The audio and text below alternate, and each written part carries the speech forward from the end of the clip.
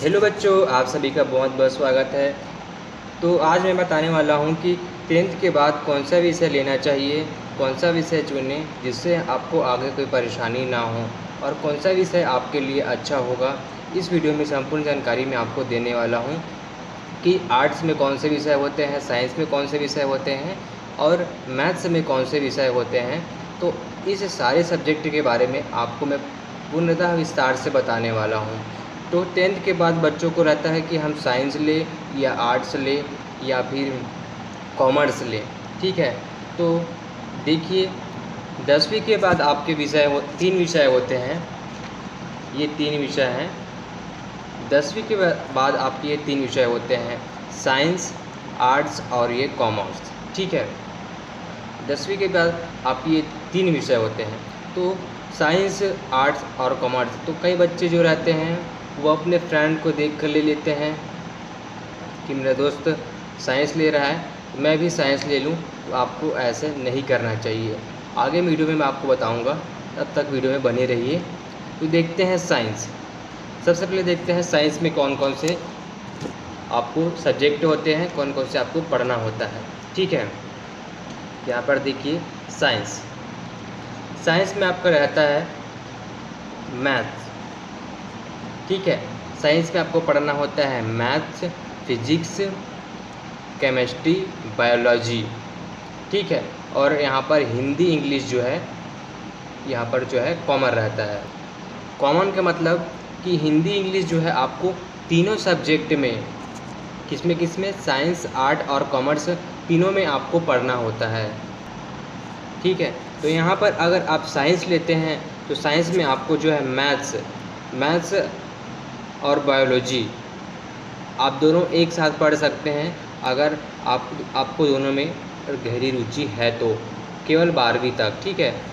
अन्यथा आप biology, chemistry, physics ये तीनों ले सकते हैं, या फिर फिजिक्स, केमिस्ट्री, मैथ्स। अगर आपको मैथ्स में गहरी रुचि है तो आप मैथ्स जो विषय है उसका चयन कर सकते हैं, मैथ्स से पढ़ सकते हैं। अगर आपको बायोलॉजी में रुचि है तो आप बायोलॉजी ले सकते हैं, और बायोलॉजी, फिजिक्स, केमिस्ट्री आप जो है इसमें ये तीन पढ़ेंगे।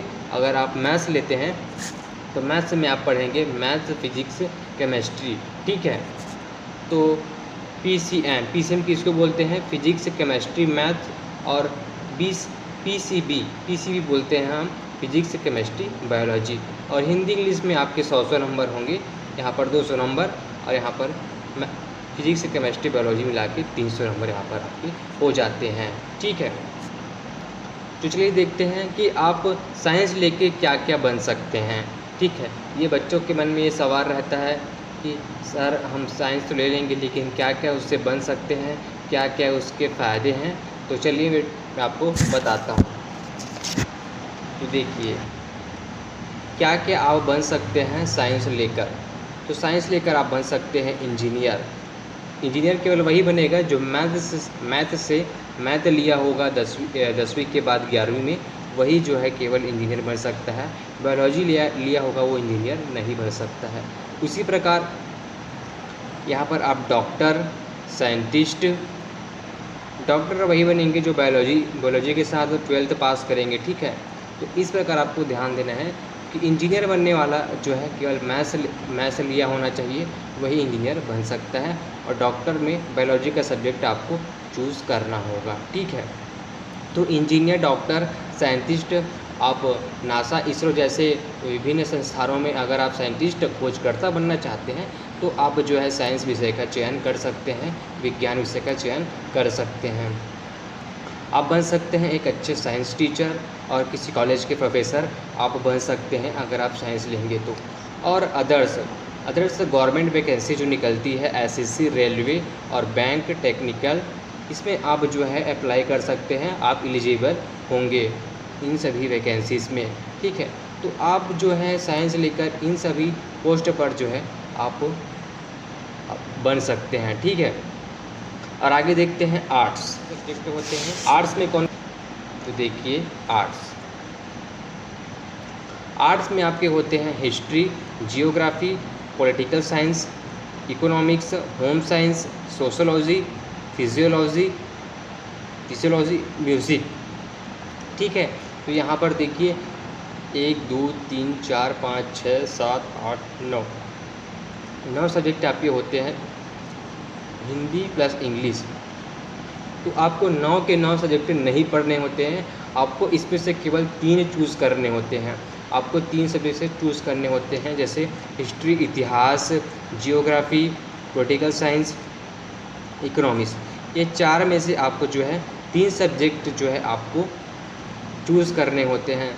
अधिकतर बच्चे जो हैं वो छत्तीसगढ़ में इतिहास और पॉलिटिकल साइंस और इकोनॉमिक्स ये तीनों सब्जेक्ट ही चूज़ करते हैं और कभी कभी जियोग्राफी भी चूज़ करते हैं। ठीक है, तो आपको ये चारों सब्जेक्ट्स में से 3 सब्जेक्ट चूज़ करने हैं। ठीक है, तो आर्ट्स में आपको ये 3 विषय और हिंदी सब में भी कॉमन होता है, ये 5 विषय आपको पढ़ने होते हैं। तो आर्ट लेके आप क्या क्या बन सकते हैं तो आर्ट लेके आप बन सकते हैं IAS IPS officer. IAS IPS officer आप बन सकते हैं UPSC की परीक्षा पास करके। तो IAS और IPS जो है BSc वाले नहीं बन सकते क्या, मतलब BSc बोल रहा हूँ, बायोलॉजी और साइंस लेंगे वो नहीं बन सकते, वो भी IAS और IPS बन सकते हैं, दोनों ही ये परीक्षा दे सकते हैं। ठीक है, लेकिन जो IAS IPS का जो सब्जेक्ट होता है वो आर्ट से रिलेटेड होता है। जो आर्ट लिया रहेगा वो लड़का या लड़की जो है IAS IPS आसानी से क्रैक करेगा, क्योंकि उनका जो सब्जेक्ट है IAS IPS का वो आर्ट से ही रिलेटेड है, ना कि साइंस से।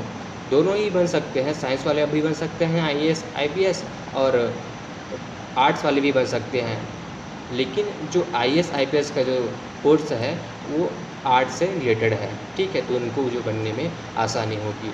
एडवोकेट वकील बन सकते हैं, जर्नलिस्ट बन सकते हैं, आप पत्रकार बन सकते हैं, फैशन डिज़ाइनर बन सकते हैं, आर्ट्स टीचर बन सकते हैं, प्रोफेसर बन सकते हैं किसी कॉलेज का। ठीक है, और अदर्स SSC, रेलवे, बैंक, इन सारी गवर्नमेंट जॉब पर आप अप्लाई कर सकते हैं, आप इन पोस्टों को पा सकते हैं। ठीक है, तो ये रहा आर्ट्स से लेके आप क्या क्या बन सकते हैं। ठीक है, अब देखते हैं कॉमर्स में आपको कौन कौन से सब्जेक्ट पढ़ने होते हैं। तो यहाँ पर देखिए, कॉमर्स में होता है आपका अकाउंटेंसी, इसको बोलते हैं अकाउंट भी बोलते हैं इसको। ठीक है, अकाउंटेंसी, इसको अकाउंट बोलते हैं।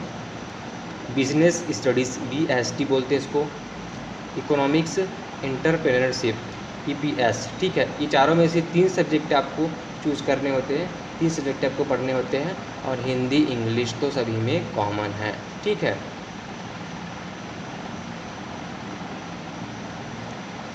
तो ये सब्जेक्ट भी अच्छा होता है, क्योंकि इसमें जो अकाउंट है वह बिजनेस से रिलेटेड होता है। ठीक है, तो चलिए देखते हैं कि कॉमर्स से लेके आप क्या क्या बन सकते हैं। ठीक है, ये तो हो गया सब्जेक्ट के बाद इसमें कौन कौन से सब्जेक्ट होते हैं। ठीक है, तो अकाउंट हो गया, बिजनेस स्टडीज़ हो गया, इकोनॉमिक्स हो गया और एंटरप्रेन्योरशिप हो गया। ये चारों में से आपको 3 सब्जेक्ट चूज़ करने होते हैं। ठीक है, क्या क्या बन सकते हैं देखते हैं। तो यहाँ पर आप कॉमर्स से लेके बन सकते हैं चार्टर्ड अकाउंटेंट, ऑडिटर, फाइनेंस और बिजनेसमैन। ठीक है, और अदर SSC, रेलवे, बैंक के वैकेंसीज़ में आप जो है अप्लाई कर सकते हैं, पोस्ट पा सकते हैं। ठीक है, तो चार्टर्ड अकाउंटेंट आप बन सकते हैं, जो कि एक बहुत बड़ा पोस्ट होता है, जिसे CA भी बोलते हैं शॉर्ट में। ठीक है, तो CA वही बनेगा जो कॉमर्स लिया रहेगा। अकाउंटेंट, आप किसी कंपनी में अकाउंटेंट का जॉब पा सकते हैं, अकाउंट का जो बिजनेस है वो संभाल सकते हैं। ऑडिटर बन सकते हैं आप किसी कंपनी का, अच्छे किसी फाइनेंस डिपार्टमेंट में आप लग सकते हैं। और बिजनेसमैन, अगर आपको बिजनेस की चाह है, आप बिजनेस के बारे में जानना चाहते हैं और सीखना चाहते हैं, तो आप बन सकते हैं एक अच्छे बिजनेसमैन।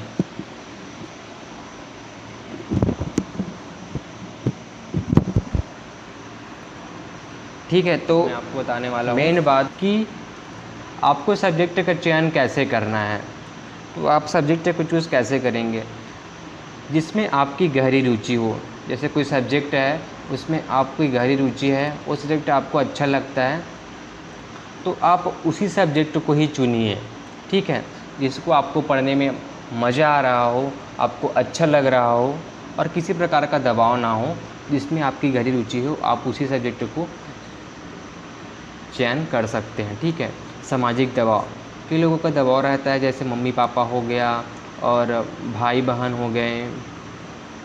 तो इन सब के दबाव में आप उनके अनुसार सब्जेक्ट का चयन करते हैं तो यह बिल्कुल ही गलत है। ठीक है, आप अपनी रुचि के अनुसार चयन कीजिए, अपने बुद्धिमत्ता के अनुसार चयन कीजिए कि कौन सा सब्जेक्ट आपके लिए अच्छा है और आगे चलकर आपको कोई परेशानी उससे ना हो। ठीक है, तो कई लोग अपने दोस्तों को देखकर चयन कर लेते हैं कि हाँ मेरा दोस्त तो बायो ले रहा है, मैं भी बायो ले लेता हूँ, या फिर आर्ट्स ले लेता हूँ, कॉमर्स ले लेता हूँ। तो ऐसा बिल्कुल भी ना कीजिए, बिल्कुल ही गलत है। क्योंकि आपके दोस्तों को तो उसमें रुचि है, लेकिन आपको तो रुचि उसमें है नहीं है। आपने तो ले लिया कि मेरा दोस्त ले लिया है तो मैं भी लेता हूँ। तो ऐसा करेंगे तो आपको आगे चल के जो है परेशानी होने वाला है। तो आप बिल्कुल भी ऐसा मत कीजिएगा। ठीक है, सफलता विषय पर निर्भर नहीं करती। ठीक है, जो सफलता है वो विषय पर निर्भर बिल्कुल भी नहीं करती। आप अपने क्षेत्र में देखिए, किसी भी व्यक्ति को जो सफल है उससे पूछिए कि आपने क्या लिया है, क्या आपको इससे सफलता मिली। तो ज़्यादातर व्यक्ति ऐसे नहीं मिलेंगे जिनको सफलता मिली होगी, उनको किसी दूसरे फील्ड में सफलता मिली है। तो ऐसा डर मत रही आपके मन में नहीं रहना चाहिए कि मैंने आर्ट्स लिया है तो मैं गधा हूँ, गधी हूँ। ऐसा कुछ नहीं है, सब विषय एक समान है। बस आपके माइंड के ऊपर डिपेंड करता है कि आप किस प्रकार सोचते हैं। अगर आप एक दृढ़ निश्चयी हैं तो किसी भी सब्जेक्ट में आप एक अच्छे महान व्यक्ति बन सकते हैं। अगर आपका साइंस में रुचि नहीं है लेकिन आप मन लगन से आप उसका दिन रात पढ़ाई करें तो उसमें आप एक्सपर्ट बन सकते हैं। तो ये बिल्कुल भी मत सोचिए कि कोई विषय छोटा है, कोई विषय बड़ा है। अपनी रुचि के अनुसार और अपने लक्ष्य के अनुसार आपको क्या बनना है, आपको सीए बनना है तो आप कॉमर्स विषय लिए। अगर आपको डॉक्टर बनना है, इंजीनियर बनना है तो आप साइंस विषय लीजिए। आईएएस ऑफिसर वकील बनना है, पत्रकार बनना है तो आप आर्ट्स विषय का चयन कर सकते हैं।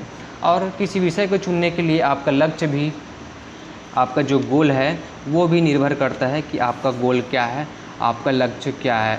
अगर आपका लक्ष्य डॉक्टर इंजीनियर बनने का है तो आप साइंस लीजिए। ठीक है, तो इस प्रकार जो है आप विषय का चयन कर सकते हैं। मैंने बता दिया कि कौन कौन से सब्जेक्ट में कौन कौन से विषय होते हैं, कौन कौन से विषय आपको पढ़ना होता है। ठीक है, तो ऐसे वीडियोज़ के लिए चैनल को सब्सक्राइब करना ना भूलें ताकि मैं आप तक ऐसे वीडियोज़ पहुँचाते रहूँ। और मेरे चैनल पर बहुत सारे वीडियोस हैं जिससे आपको मदद मिल सकती है फिजिक्स, केमिस्ट्री, मैथ्स पढ़ने में। तो मिलते हैं अगले ऐसे नए वीडियोस में। धन्यवाद।